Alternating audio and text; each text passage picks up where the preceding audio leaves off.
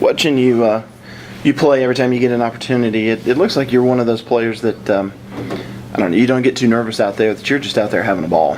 Oh yeah, football. That's what we've been doing since we've been growing up. That's what I love to do, and get used to it after a while.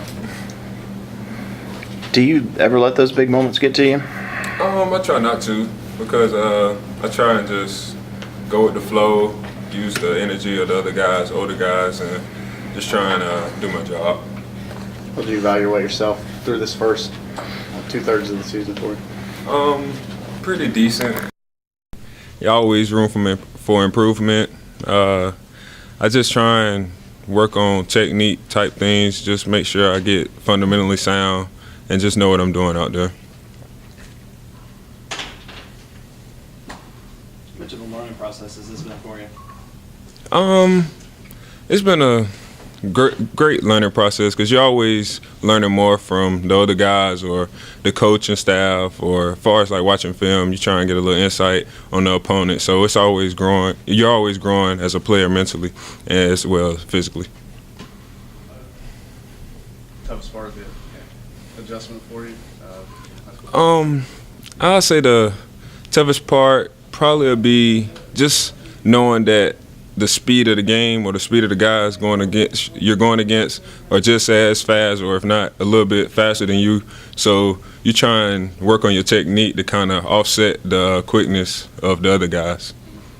Do you have a moment that you can look back to so far where you're like, wow, this is college football?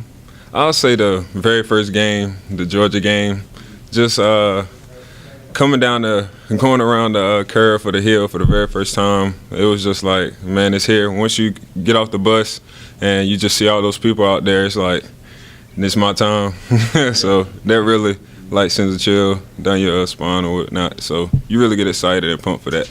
But there wasn't any time when you're on the field and maybe a guy just knocked the hell out of you and you're like, wow. Nah, not so much, but when you get your first hit always in every game is kind of like, yeah, you get the chills off of you or whatnot. So you always want that first hit or whatever to see how tough they are or how hard they hit or whatnot. So that's about it. Korrin,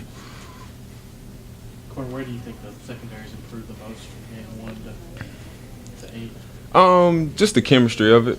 We all kind of know what our strengths are or what our weaknesses are.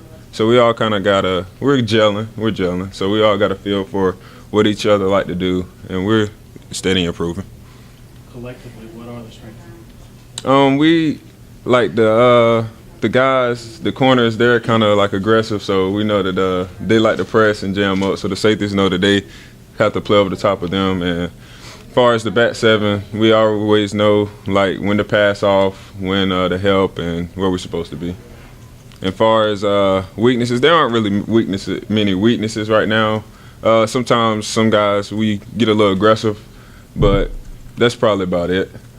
That's a good thing sometimes, and sometimes it could be a fault as well. So we're steady improving. Korrin, how good was it last Saturday to kind of get that victory and obviously put what happened the week earlier?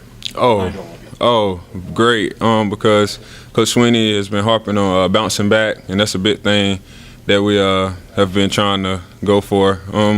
It's a one-game season every week, so this week we're 1-0, and the next week we want to be 1-0 as well.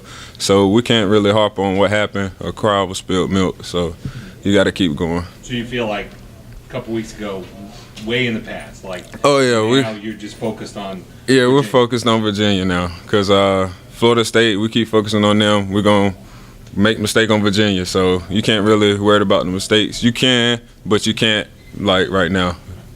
And your college career has been kind of a dream up until that Florida State game, 6-0, and you'd never experienced defeat, and then one like that. What was your mindset walking out of the stadium that night?